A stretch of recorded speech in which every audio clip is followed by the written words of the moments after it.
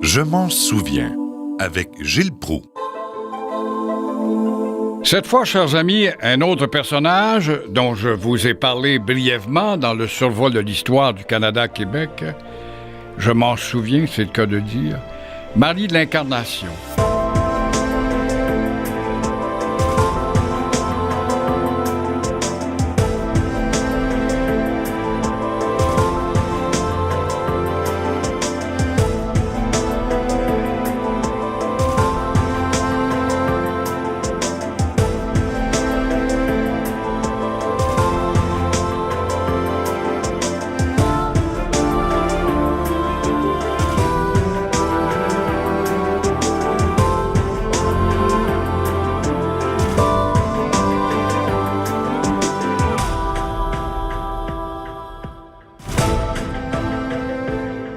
Des gens dévoués, on en a eu, des gens qui ont fait preuve d'abnégation, on en a eu, mais on ne le retient plus. Des gens dévoués à la communauté, à autrui. Et si on pense que Marguerite Bourgeois, une femme extraordinaire, a été la première à mettre sur pied une école en Amérique, on se trompe.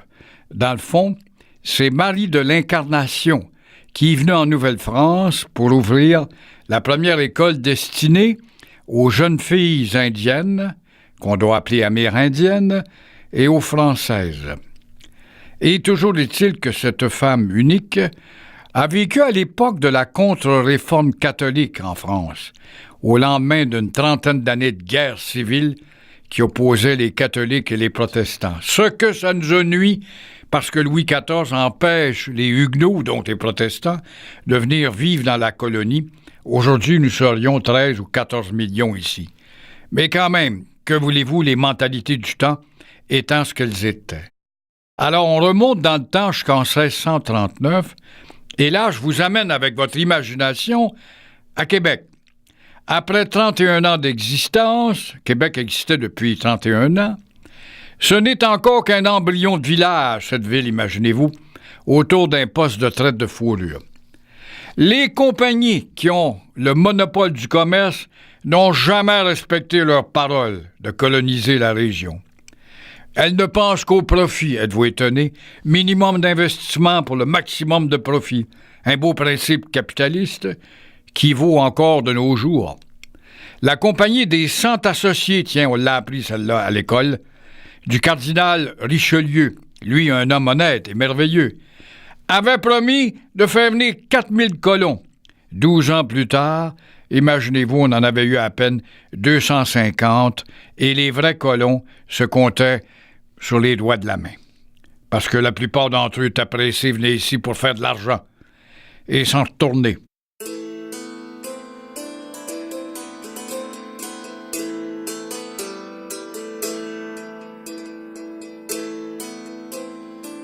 En ce 1er août 1639, c'est le jour de fête, des religieuses arrivent pour enseigner aux petites filles et soigner les malades. Elles sont 6, ces dames. Il y a Marie de l'Incarnation et 2 consoeurs Ursulines qui vont ouvrir une école, de même que 3 religieuses hospitalières qui viennent fonder le premier hôpital. Font également partie du voyage Madame de la Pelletrie, une femme généreuse, Charlotte Barré, sa servante, le père Vimont, qui va être le premier à célébrer une messe sur le territoire de Montréal, ou Ville-Marie, le nouveau supérieur des Jésuites, le père Vimont, et 3 de ses confrères.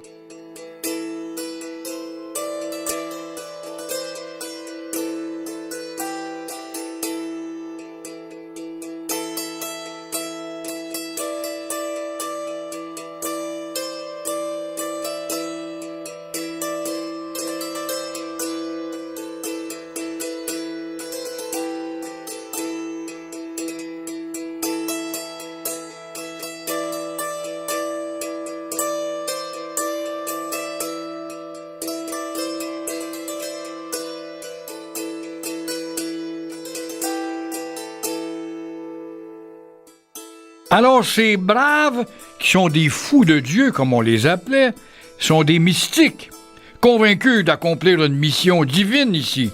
Ils ont tout laissé pour aller sauver des âmes dans le Nouveau Monde. C'est incroyable, pareil, hein? Après 3 mois en mer, ils arrivent exténués, le bateau s'est fait brasser, la traversée était périlleuse, ils ont échappé à des pirates, ils ont dû affronter des pires tempêtes, ont failli couler à pic à cause d'un iceberg ou d'une banquise, et à bord, il n'y avait pas d'eau potable, seulement que du cidre et du vin. Pour tout régime alimentaire, de la morue salée, de la morue et encore de la morue, des biscuits, du fromage. On pouvait même pas faire sa toilette ni changer de linge. Imaginez-vous là, tout ce que c'était 3 mois de temps pris sur une coquille dans le milieu de la mer pour s'en venir ici et fonder une nation qui est la nôtre, qui ne sait même plus qu'elle est une nation.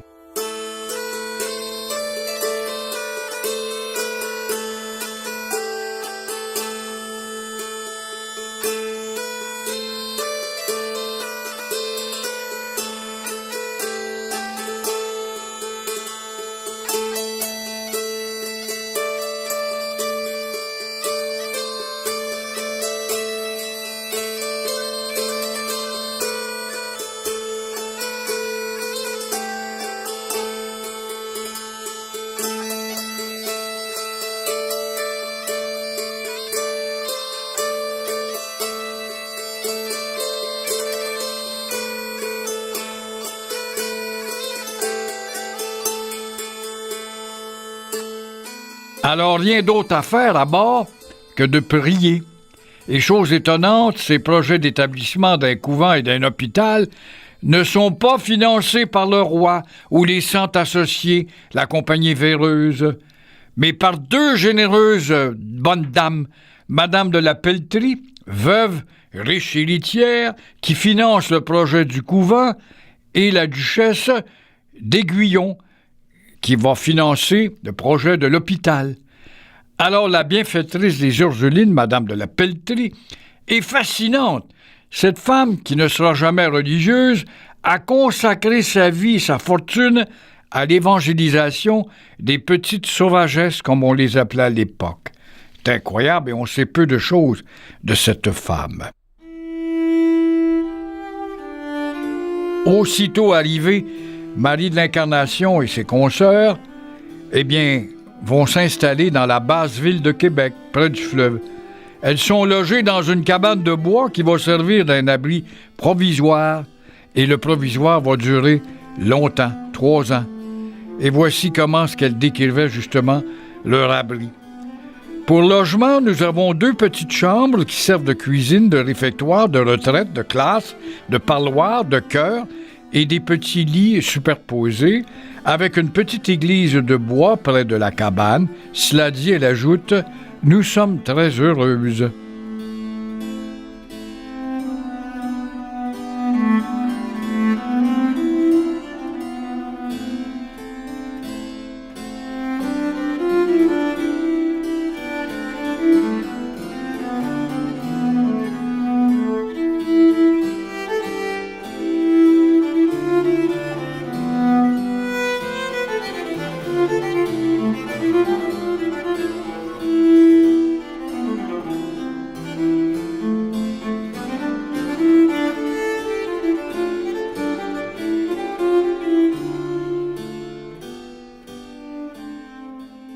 À 40 ans, Marie de l'Incarnation se met à l'étude des langues algonquiennes et iroquoiennes.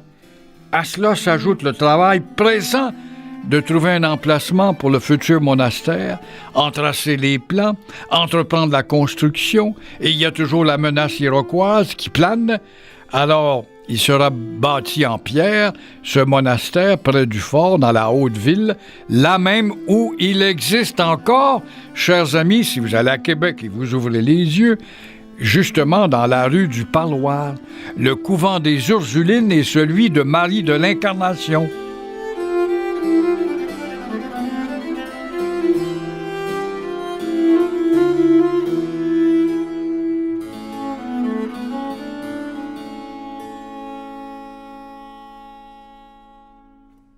Elle est née à Tours, cette femme, sur les rives de la Loire, en 1599.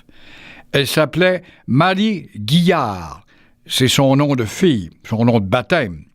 Elle est la 4e de 8 enfants Et à 17 ans, malgré son désir d'être religieuse, elle est mariée par son père. Le bonhomme décidait avec qui tu vas te marier dans le temps, vous le savez. C'était un maître boulanger, un certain Claude Martin, propriétaire d'une soierie. Et 2 ans plus tard, elle donne naissance à son fils baptisé Claude. 6 mois plus tard, le mari est emporté par une mauvaise grippe. Elle se retrouve veuve avec un enfant en charge et une entreprise commerciale en déclin. Sans ressources, elle retourne vivre dans sa famille, puis chez sa sœur, comme domestique. Elle ne tarde pas à travailler pour son beau-frère, propriétaire de la plus grosse entreprise de transport de Tours.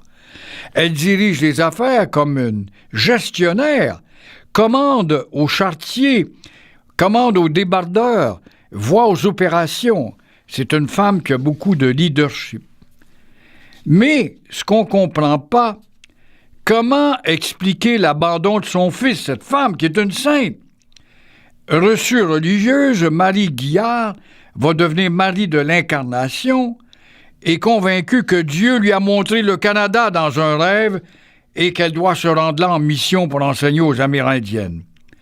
Elle en fait part à son confesseur, qui la présente à Madame de la Pelletrie. C'est comme ça que le projet se réalise. Mais elle abandonnera son fils, qui a maintenant 19 ans, abandonnera pour une 2e fois, pour répondre, croit-elle, à l'appel du Christ, d'aller évangéliser les jeunes Indiennes. Mais comment s'est-elle justifiée plus tard, dans ses écrits? Comment a réagi son fils, qu'elle ne reverra jamais? Que deviendra-t-il? Son fils va fort bien se débrouiller et on laissera savoir, il devient même un bénédictin, il va devenir même le biographe de sa mère, mais on laissera savoir qu'elle l'a abandonné, ça peut paraître scandaleux, mais à 14 ans, dans ce temps-là, on était déjà un homme. Or, il avait 19 ans.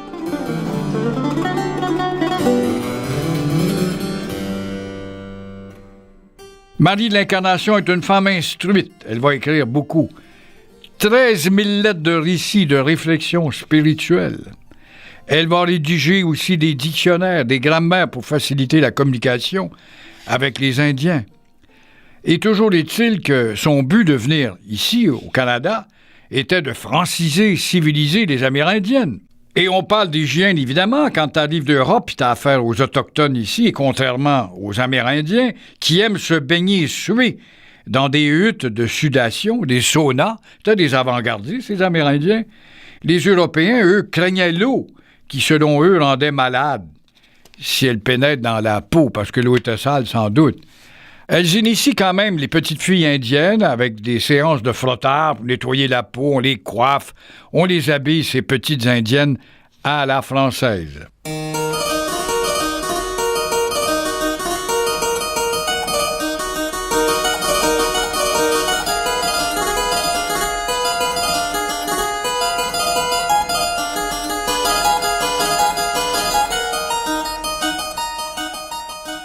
Mais les Indiennes, habituées à vivre en liberté, sans discipline, s'ennuient au couvent, ne pensent qu'à courir les bois. Marie de l'Incarnation les appelle parfois les petits écureuils.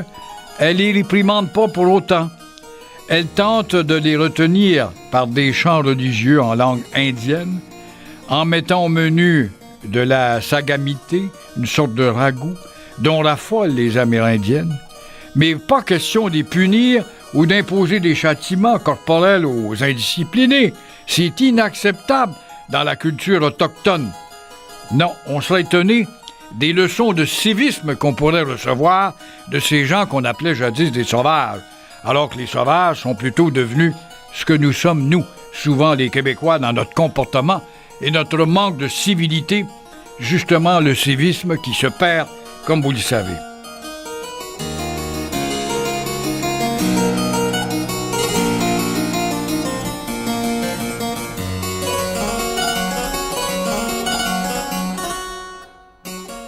« 1641 est marqué par l'arrivée d'une quarantaine de Montréalistes, vous me voyez venir, hein, qui passent l'hiver à Québec avant de se rendre dans l'île de Montréal pour fonder une Jérusalem de l'Amérique, Ville-Marie. C'est monsieur de Maisonneuve qui est là avec ses compagnons et compagnes.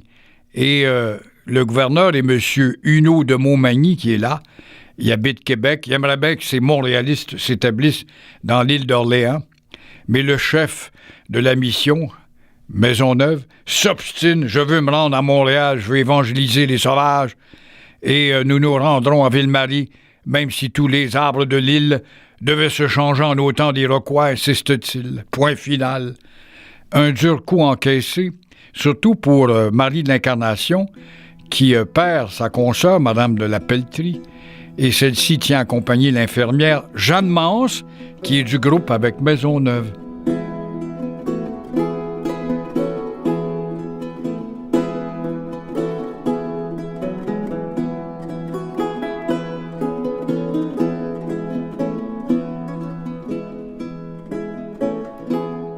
Le 21 novembre 1642, enfin, les Ursulines entrent dans leur nouveau monastère à Québec. L'autre monde est déjà rendu à Montréal. Alors, c'est le plus beau bâtiment de la ville de Québec, qui n'est pas une ville. La maison est divisée par des clôtures qui séparent le parloir du logement. Le terrain est aussi clôturé pour les protéger contre les menaces iroquoises. Il faut croire qu'on y gèle l'hiver parce que Marie de l'Incarnation raconte qu'il lui arrive de coucher dans un coffre de bois qu'elle peut refermer sur elle, comme un cercueil, quoi. Au printemps de l'année 1643, elles sont maintenant 7 Ursulines pour convertir les Amérindiennes à la vie française catholique, en plus de former des filles de la colonie qui ont bien besoin d'une bonne éducation chrétienne. Et selon Marie de l'Incarnation, parce qu'elles sont beaucoup plus libres et dégourdies que les filles de Paris. Mais voilà qu'un malheur frappe le 30 décembre 1650, le monastère, qui a 8 ans, brûle. Il faudra tout recommencer. Et c'est ainsi que Marie de l'Incarnation est à l'enseigne de la patience.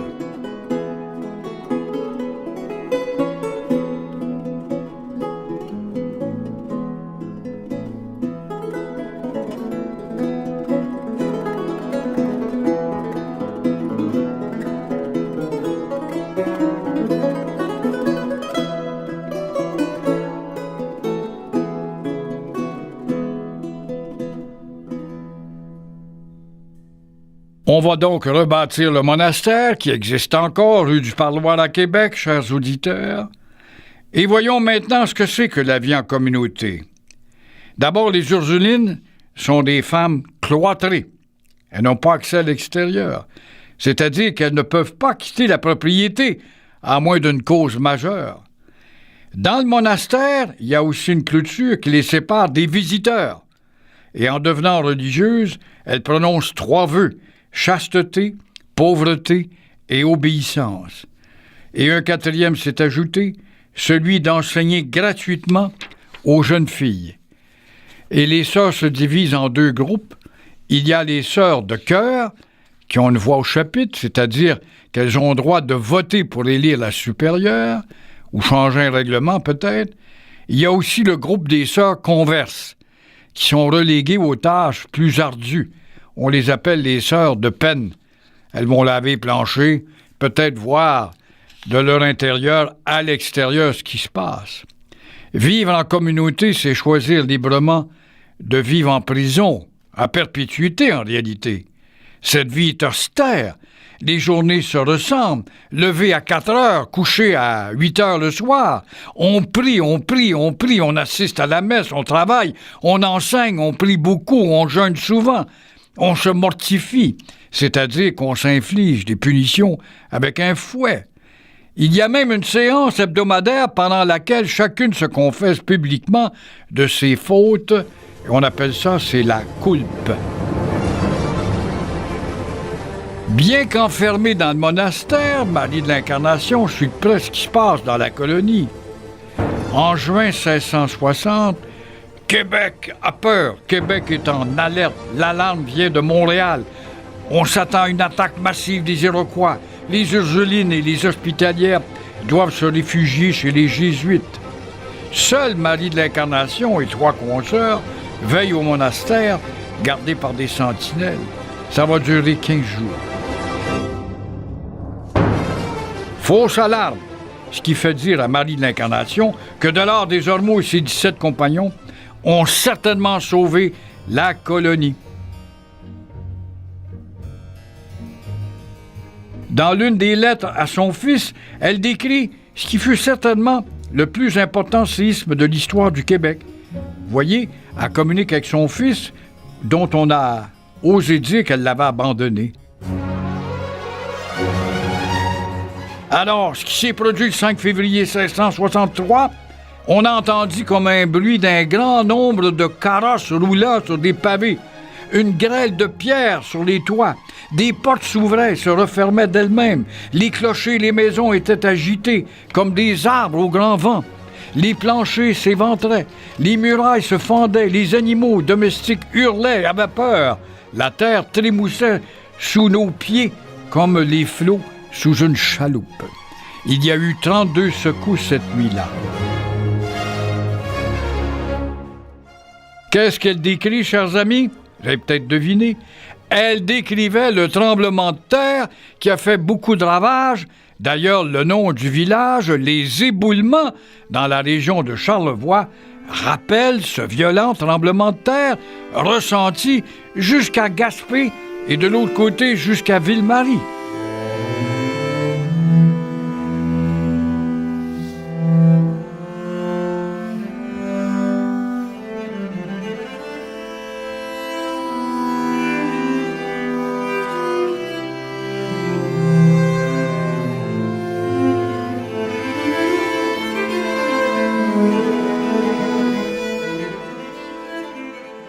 Dans les relations des Jésuites, on apprend que les premières secousses étant fait entendre un lundi gras, soit l'avant-veille du mercredi des cendres et du début du carême, cela fut perçu comme un signe de Dieu de faire pénitence. Les habitants vont se précipiter à la confesse, comme l'écrivent les Jésuites. Quand Dieu prend sa voix des tonnerres ou des terres tremblent, on l'écoute.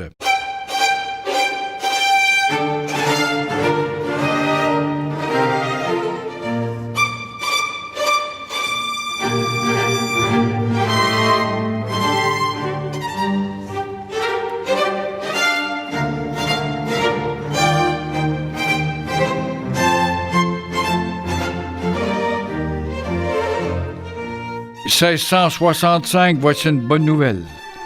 Le régiment de Carignan-Salière arrive avec 1300 soldats.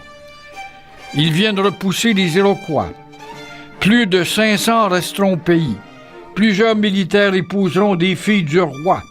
Et quand arrivent les filles du roi, une anecdote très drôle. Elles vont d'abord s'arrêter à Québec. Les habitants affamés, il y avait quand même 19 hommes pour une femme, vont donc au port pour choisir ces belles filles-là. Et justement, ayant affaire au premier arrêt, vont choisir les plus belles.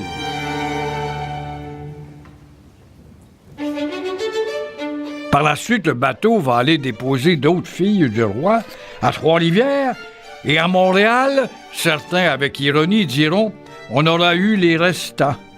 On dit que l'habitant, justement, à la maison Saint-Gabriel, dans la pointe Saint-Charles, aura mis 24 heures avant de choisir la dernière qui n'avait pas été retenue par aucun des habitants. Incroyable!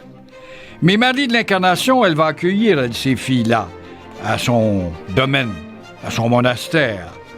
Elle a une opinion sur tout. Elle n'est pas convaincue, au départ, des bienfaits de la venue des filles. Elle s'inquiète des bonnes mœurs de certaines filles qu'elle juge grossières, difficiles à conseiller, mal adaptées à la vie rude de la colonie. Mais cette opération va être un grand succès. Ces 800 filles, des orphelines pour la plupart, vont s'établir en Nouvelle-France, épouser des colons et des soldats du régiment de Carignan et fonder des familles nombreuses, ce qui permettra une explosion démographique sans précédent. Et ce qui nous a sauvés comme existence, chers amis, c'est l'arrivée du régiment de Carignan-Salière et les filles du roi que l'on marie et qui vont faire progresser le taux de natalité. De là, ces noms dans la toponymie de Carignan pour une ville, pour une rue, ou encore Sabrevois pour un militaire, de Contrecoeur pour un autre militaire, de Tracy pour un autre militaire, etc., etc.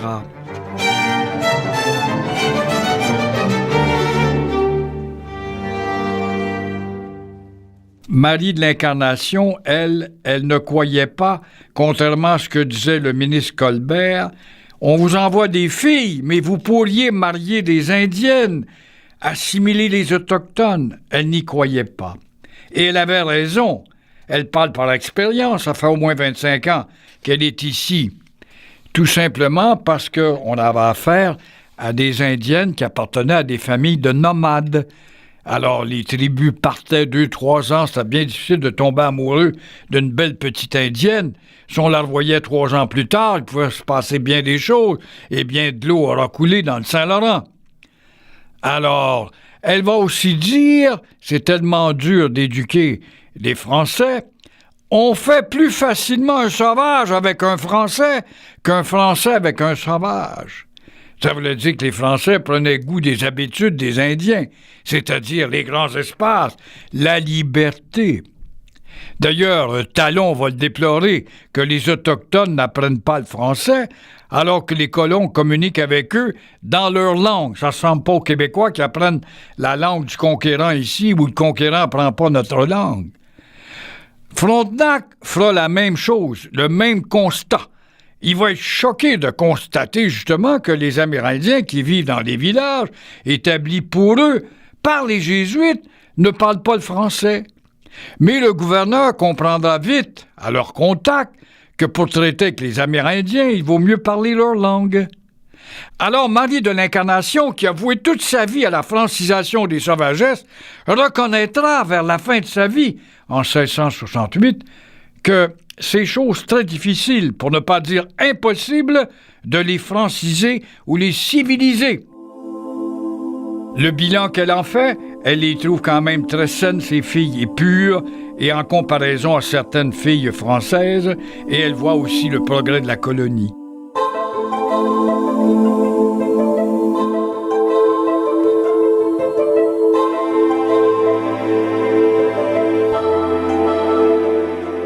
Au décès de Marie de l'Incarnation, on est en 1672, Québec compte 7000 habitants.